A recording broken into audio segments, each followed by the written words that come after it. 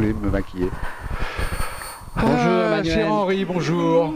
Vous allez bien, toujours pareil? Toujours pareil. Bah oui. Et Toujours vous? persécuté par le fisc, oui. Comme vous. Oui, bah c'est sûr que c'est pas demain que la terreur va s'arrêter. Alors, aujourd'hui, nous allons vous parler de deux Ça choses. n'en prend pas le chemin. Non, ça n'en prend pas le chemin, ça prend même le chemin d'augmenter, on va voir ça. Oui. Alors, aujourd'hui, nous avons deux choses importantes, très importantes. Oui. L'une, c'est vous qui l'avez détecté. Il s'agit d'un article qui a été signé par monsieur Sacha Benamou et qui est paru récemment dans Contrepoint, qui est un blog que nous, un journal, on peut dire que nous, un journal électronique que nous suivons assidûment. Alors, ce monsieur relève, alors vous allez voir, c'est très intéressant, il relève une réflexion sur le site de la Cour de cassation de monsieur Bertrand Jouvel, qui en est le président, et qui dit: quelle justification peut-on avancer aujourd'hui en faveur de l'existence de deux ordres de juridiction séparés? Mais vous pourriez déjà donner son titre de l'article, parce que l'article donne... le titre donne... Oui, le titre ça s'appelle, mais au fait, le dualisme... Ah oui, c'est vrai, j'ai pas dit de quoi il s'agissait. Oui. Le dualisme juridictionnel, c'est quoi? C'est-à-dire que le fond du débat de cet article, c'est... ouais, la Cour de cassation réussira-t-elle à tuer le dualisme juridictionnel? Voilà. C'était le titre de son article. Le dualisme juridictionnel, c'est le fait qu'il y a plusieurs juridictions. Donc, dualisme, il y en a deux. Oui. Duo. Oui, oui, deux juridictions. Une juridiction civile et une juridiction administrative. Oui. On est bien d'accord. Alors, donc, M. Jouvel dit ceci: ni les corporatismes de part et d'autre, ni les difficultés de formation des juges au droit administratif que l'École nationale de la magistrature est en mesure d'intégrer, ni l'intérêt intellectuel présenté par les débats devant le tribunal des conflits ne peuvent constituer des raisons convaincantes au maintien d'un système qui se présente pour le justiciable comme un des arcanes les plus difficiles sur la voie de l'accès à la justice et à l'intelligibilité de nos institutions. Voilà, la question qui est posée, donc, c'est le tribunal administratif a-t-il une légitimité? Alors, M. Benamou fait une analyse très intéressante. On va mettre ce document sur le blog, très intéressante, historique, et dans lequel on voit que, très bizarrement, finalement, ce sont les révolutionnaires qui ont exigé que la justice ne puisse pas se mêler des décrets qu'ils prenaient. C'est assez amusant de voir que, finalement... que la justice arrive... via les révolutionnaires. Oui, que l'injustice arrive de la révolution de 1789. Ça, c'est quand même assez intéressant. L'injustice du droit administratif. Enfin, il n'y a pas eu que celle-là, comme injustice à la révolution. Oui. Donc ça, c'est quand même assez intéressant. Et on en revient toujours, il explique toujours la même chose, à savoir que cette injustice tient au fait que, pour les révolutionnaires, comme toujours la tarte à la crème, le peuple ne peut pas se tromper. Donc, comme le peuple, soi-disant, c'est lui qui fait les décrets de la révolution, puisque nous avons des représentants du peuple, donc ils ne peuvent pas se tromper, donc ils sont infaillibles, donc c'est pas la peine que la justice se mêle de leurs affaires. Oui. Alors, un peu plus loin, cet homme nous fait état, et c'est ça qui nous intéresse aussi, il dit, et alors M. Benamou dit ceci: lorsqu'incidemment est évoquée une question qui n'est pas de la compétence du juge saisi, il doit poser une question préjudicielle. Il doit interrompre la procédure et demander à son nom, etc.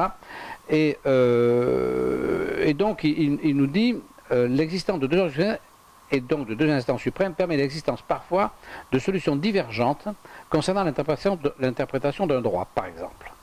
Ce phénomène est rare. Alors, il n'est pas si rare que ça, puisqu'on a l'exemple d'Emmanuel, qui donc a eu qui a été relaxé en pénal, en correctionnel, au correctionnel pénal, et aligné quand même en droit administratif. Oui. Donc, ce droit administratif, c'est quelque chose contre lequel nous avons évidemment, puisqu'à l'endroit où on est, témoignage fiscal, notre problème, notre contrainte, c'est la carence du droit, c'est-à-dire l'état de non-droit qui permet d'installer la terreur, puisque c'est ça finalement l'histoire. Hein. Alors cet état de non-droit, le responsable principal, c'est le tribunal administratif, qui ne juge pratiquement jamais, puisqu'on sait qu'à 90% l'État a raison. Alors, Emmanuel était un peu plus loin, c'est ça que vous avez fait un très bon travail. Oui. Hein. Donc, il a été... C'est-à-dire que j'ai fait, je ne sais pas si vous l'avez lu, j'avais fait un petit papier la semaine dernière sur justement les énarques au Conseil d'État et à Bercy. Je lis tous vos papiers Merci. et puis je suis assez facilement, puisque quand même l'histoire des énarques est assez récurrente chez Oui, vous. oui, oui, oui, c'est ma marotte. Je dois dire que bah, tout vient de là, hein, de toute Oui, façon. c'est comme ça que vous le pensez. Oui, On est oui. bien d'accord. Alors, donc, j'avais, pour faire cet article-là, j'avais donc pris l'organigramme du Conseil d'État et je m'étais amusé, c'était un peu longué, mais je m'étais amusé à taper tous ceux qui avaient une fonction intéressante, importante dans le Conseil d'État. Et je me suis vite aperçu qu'ils étaient tous issus de l'ENA. Oui, alors, je ne sais pas si vous allez voir, parce que je pense que ça va être un petit peu trop Non, loin. c'est pas. Mais on le ça- mettra aussi, pareil. Ça, c'est donc le document C'est l'organigramme. sur l'organigramme. Donc, vous voyez ici, c'est la section contentieuse, c'est-à-dire tous les magistrats. Alors là, vous voyez, il n'y a pas d'exception, ils sont tous issus de l'ENA. Tous de l'ENA. Tous. Alors ensuite, les missions d'inspection, tout l'ENA. La direction générale, tout l'ENA. Ah oui, oui. Et il y a quelques administratifs qui n'arrivent pas de l'ENA, mais qui sont des administratifs. Hein. En fait, effectivement, c'est une annexe, c'est objectivement une annexe de l'ENA. Donc, ce tribunal administratif, alors... Donc ça, c'est le Conseil d'État. Le Conseil d'État, c'est l'instance suprême du tribunal administratif. La Cour de cassation qui chapeaute tout ça, dont M. Jouvel. Alors là, je me suis amusé à aussi à sortir l'organigramme de la Cour de cassation et de voir d'où venaient tous ces gens-là. Alors eux, ce qui me paraît un peu logique, ils arrivent de l'École nationale de la magistrature. Ça paraît logique. Mais ce qui est une école qui n'est guère plus ouverte que l'ENA. Il faut quand même voir les choses comme elles sont. Alors, ce qui est intéressant dans la question posée, moi ce que je trouve passionnant, c'est qu'en fait, est-ce que M. Jouvel est sincère, c'est-à-dire qu'il a envie qu'il y ait une justice équitable pour les Français, ou est-ce qu'il veut simplement prendre le pouvoir? Parce que la justice, ça peut être la justice, ça peut être un pouvoir, ça peut être un contre-pouvoir. Bon, parce que c'est quand même, le mot justice est tout à fait ambigu, parce qu'en réalité, les tribunaux ne sont pas là pour rendre la justice, ils sont là pour faire appliquer la loi. Oui. Donc, en théorie, hein. Oui, en pratique, ils sont là pour faire appliquer la loi. C'est-à-dire que si vous avez un dictateur qui prend le pouvoir, les tribunaux appliqueront la loi. Au Venezuela, oui, ça c'est les tribunaux correctionnels, enfin je veux dire tous les tribunaux. Oui, mais les tribunaux administratifs, c'est totalement différent. La loi n'est pas spécialement appliquée. Elle est interprétée. Elle est interprétée, mais elle est appliquée. Oui, ils prétendent toujours appliquer la loi. Quand vous avez un arrêt ou un jugement administratif, il y a au contraire la loi, les articles se succèdent, c'est absolument illisible. Mais ils ne s'occupent pas de vos preuves. Voilà ce que je veux dire. Non, mais bien sûr, mais le problème de l'être humain sur Terre, c'est que la notion de justice est quelque chose d'inconnu. Alors, quelquefois, on la réclame au bon Dieu, d'autres fois, on la réclame au magistrat, mais en fait, il n'y a pas de justice. C'est quelque chose de très personnel, la justice. Donc, si vous voulez, on est toujours un petit peu déçu quand on va chercher la justice ailleurs, parce qu'en fait, on a son émotion, on a son sentiment personnel de justice, et puis on a l'outil que l'on a mis en place, et les tribunaux, de toute façon, sont toujours partout, dans le monde entier, uniquement faits pour appliquer la loi. Alors, où ils sont le seul endroit... Mais s'ils doivent appliquer la loi, donc ils devraient être sur la même longueur d'onde quand vous passez à l'un ou à l'autre, ou aux deux, en théorie. Bien sûr, hein, on est bien d'accord là-dessus. On est tout à fait d'accord. Alors, mais on est bien sûr d'accord. Alors, ils sont chargés d'appliquer la loi, mais il faut d'abord qu'ils la comprennent. On n'a pas tous la même compréhension de la loi. La loi, c'est quelque chose qui est... Chacun, en fonction de sa situation, la comprend différemment. Et donc, la question qui se pose, c'est si, aujourd'hui, dans le dualisme administratif qui est entièrement acquis à l'État et tribunaux civils qui sont entièrement en grande partie acquis à une philosophie différente. Oui, d'accord. Hein, parce qu'il y a quand même une pression forte de philosophie. Effectivement, il y a un dualisme qui crée une compétition intellectuelle qui se traduit pour rien dans les faits, mais on n'est pas certain que la démarche du président de la Cour de cassation soit une démarche allant vers davantage de liberté et davantage de justice.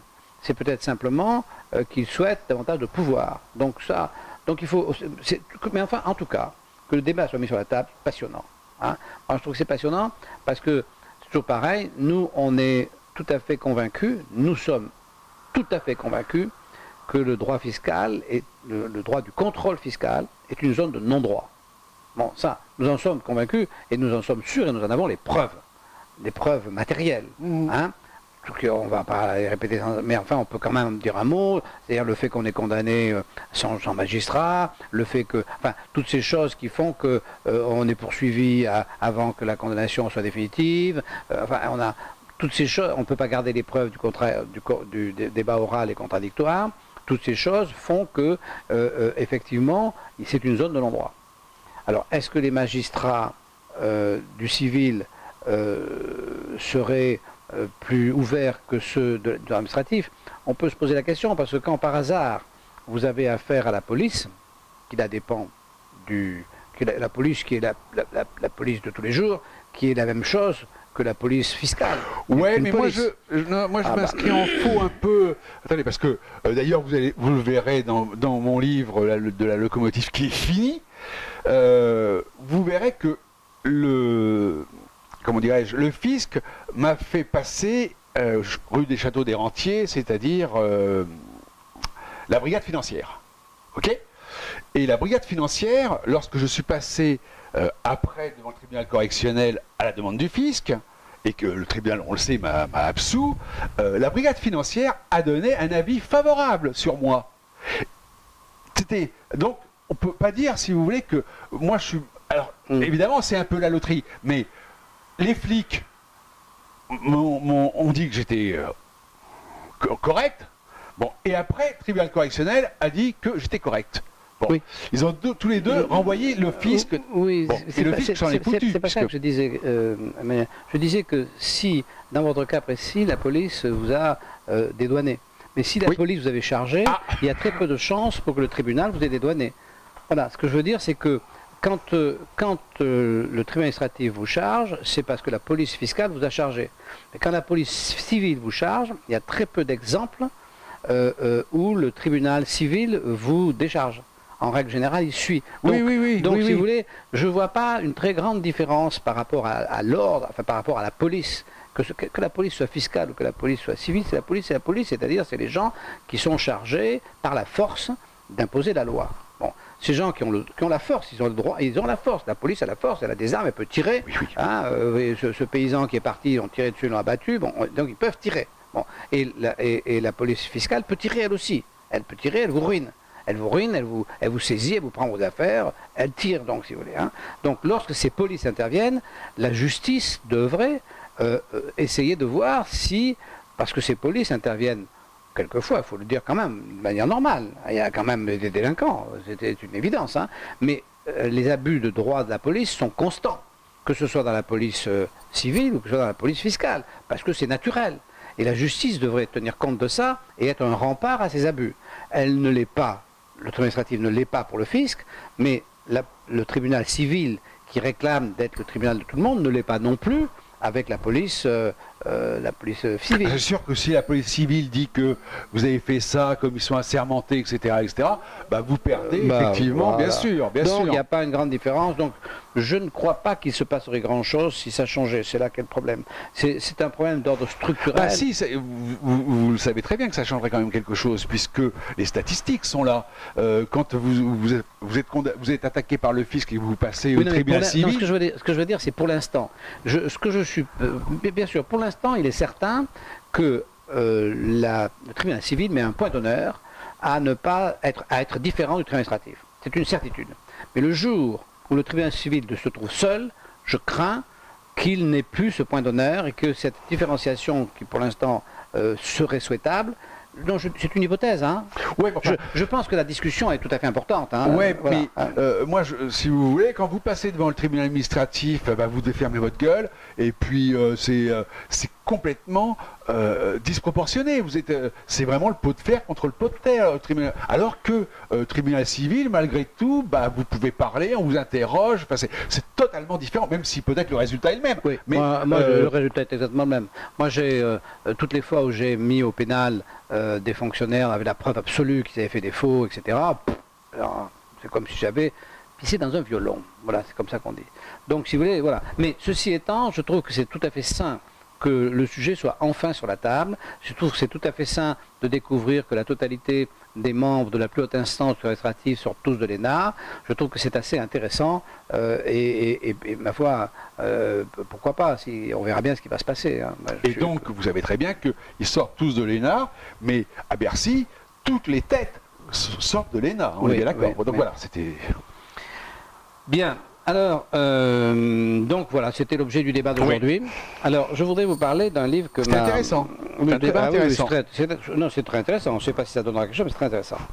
Bon, alors ensuite... Vous voyez, hein. Oui. Alors, donc, Emmanuel m'a prêté un livre que j'ai massacré, vous voyez, là, ici, là, un petit peu. Et donc, ce livre s'appelle Mao. Alors, je vous le montre. Voilà, ce livre s'appelle Mao. C'est le pendant du Staline que vous avez lu dernièrement. Plus ou moins. Oui, un peu, oui. Il a été donc écrit par deux hommes qui s'appellent l'un Zheng Chang et l'autre John Hallyday. Ce livre est absolument extraordinaire. Ouais. Il faut vraiment lire ce livre, c'est absolument extraordinaire. Alors,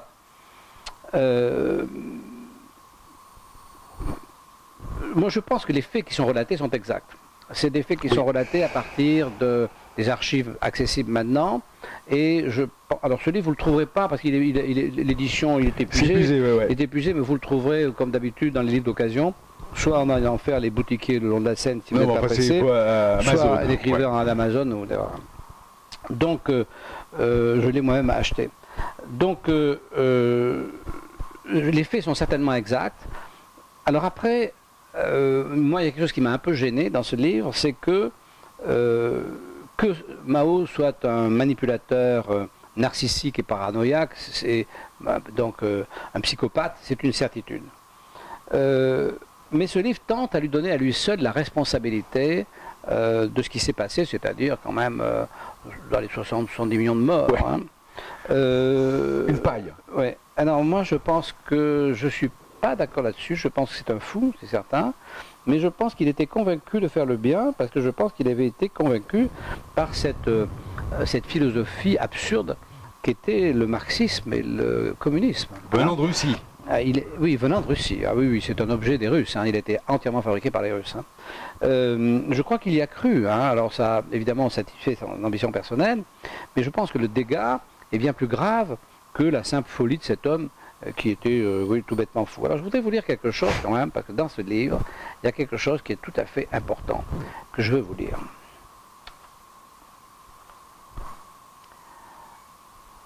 Alors...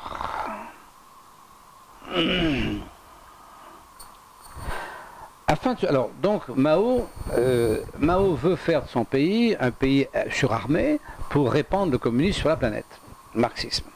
Donc, il achète des armes et de la technicité aux Russes qu'il paie avec des milliers de tonnes d'aliments qui font défaut à son pays qui n'est pas outillé pour produire autant de quantité d'aliments. Et se nourrir voilà, et il entraîne la mort par famine de millions de gens chez lui. Et évidemment, les paysans n'arrivent pas à donner tout ce qu'ils demandent, et donc il les massacre. Il les massacre aussi, oui. Afin de se justifier. Mao accusa de nombreuses reprises les paysans et cadres villageois de dissimuler du grain. Voilà ce que dit Mao. Toutes les équipes de production cachent leurs céréales pour se les partager, déclara-t-il à de hauts responsables le 27 février 1959. Ils vont même jusqu'à les dissimuler dans des caves secrètes très profondes, auprès desquelles ils placent des gardes et des sentinelles. Le lendemain, il affirmait de nouveau que les paysans mangeaient des fans de carottes pendant la journée et du riz la nuit. À l'en croire donc, les paysans feignaient d'être à court d'aliments dignes de ce nom, mais les consommaient en secret. Et il finit par dire, les paysans cachent la nourriture, ils sont foncièrement mauvais, dit-il à sa garde rapprochée, ils n'ont pas le moindre esprit communiste. Les paysans ne seront jamais que des paysans, il n'y a rien à en attendre. Alors voilà, ça, c'est extraordinaire. Parce que ça, c'est exactement ce que l'on dit des commerçants, des indépendants. Parallèle avec le fisc. C'est-à-dire qu'il y a des sommes colossales qui sont cachées. Il y a des sommes... Alors, on est... Déjà, si vous voulez, aujourd'hui, l'État collectiviste dans lequel nous vivons communiste, avec une étiquette différente, mais on vit dans un État communiste, collectiviste, déjà nous a tondu jusqu'à l'os. Bon. Et des gens comme, comment s'appelle ce monsieur un peu fort, oui. Notre ami Philoche. Philoche, oui. Philoche, c'est ça? Oui, oui, oui.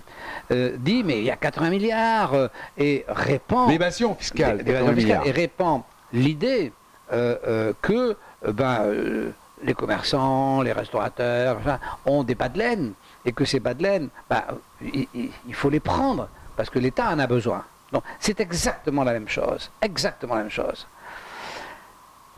Et c'est exactement la même terreur qu'on essaie d'installer. Et ce qui est intéressant dans ce livre, c'est que Mao, d'accord, il a tué 50 ou 60 millions de gens, il avait à l'époque 600 millions d'habitants, donc il en a tué 10%. Ouais. Mais il n'a pas fait tout seul.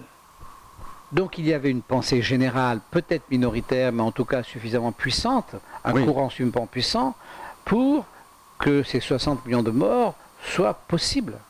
C'est-à-dire que le danger dans cette affaire, et c'est là que je ne suis pas d'accord avec ce livre, c'était pas Mao. Le danger de cette affaire, c'est la philosophie, c'est cette idée débile de faire passer la collectivité avant les individus. Et qu'est-ce qu'il a, Mao? Il a simplement qu'il n'a aucune estime pour les individus. L'individu, pour lui, ne compte pas, il le dit. Et il base sa puissance sur ces 600 millions de gens dont il dit qu'il pourrait en perdre la moitié dans une guerre. Ce que ne peuvent pas, dit-il, faire les Américains. Donc il considère qu'il peut perdre 300 millions de gens, c'est pas grave. Donc, si vous voulez, c'est ce manque de respect pour l'individu, mais c'est exactement la même chose aujourd'hui que nous avons dans notre pays, parce que les biens de chacun, ça fait partie de lui. Chaque objet que vous avez, c'est partie de votre personnalité, c'est à vous. Et on vient vous prendre ça. Et vous avez des gens qui disent, mais la France est riche, puisque si on fait le total du patrimoine des individus, ça représente largement les 2000 milliards de dettes que nous avons. Donc ça veut dire qu'on ne respecte pas ça. C'est exactement la même démarche. À la manœuvre, on a le même système communiste, mais ce n'est pas nouveau. Parce que c'est comme ça qu'avaient fait à l'époque de Rome, c'est comme ça qu'ont fait les chrétiens. C'est-à-dire que, si vous voulez, il y a une pensée qui consiste à dire, à un moment donné, l'individu vaut rien, la collectivité, le prime, et la collectivité, donc, ça serait soi-disant le peuple. On voit évidemment dans ce livre, comme dans celui de Staline, que ces gens-là ne vivent pas du tout comme le peuple. Ils ont une vie de luxe, de débauche, etc. Mais peu importe. C'est pas ça qui est important. Le peuple, c'est un prétexte. Ça n'a aucune importance qu'ils aient une vie de luxe et de débauche. Je trouve pas ça important. Ce qui est important et grave, c'est qu'ils ne respectent pas les autres. Moi, si vous voulez, dans la mesure où on me respecte, que mon voisin ait envie de débauche, moi, je m'en fous complètement, c'est son problème. Hein. Mais voilà. Donc ce livre, mais s'il ne nous invite pas, c'est pas bon. Ah, si vous ne nous invitez pas à sa débauche, je m'en fous. Alors, donc, ce livre, moi vraiment, je pense que ça doit être vraiment un livre dans un fonds de bibliothèque. Aucune bibliothèque, si vous aimez lire, et si vous aimez vos enfants, vos petits-enfants, il faut que ce livre soit dans votre bibliothèque. Parce qu'un jour, il faut que tous le lisent. C'est un livre très très important. Mais qu'il ne faut pas prendre au premier degré. Je veux dire, il ne faut pas le prendre, à mon avis, comme il est écrit au premier degré, parce qu'il met sur le dos de Mao, enfin, en décrivant la personnalité de Mao, il le rend responsable de trop de choses de mon point de vue. Voilà. Bien. Très bien. On a été sérieux aujourd'hui. Hein. Ah, ça c'est instructif et culturel. Bien. Eh bien, écoutez, on vous dit à bientôt, à la prochaine fois, et bonne journée. Au revoir. Au revoir.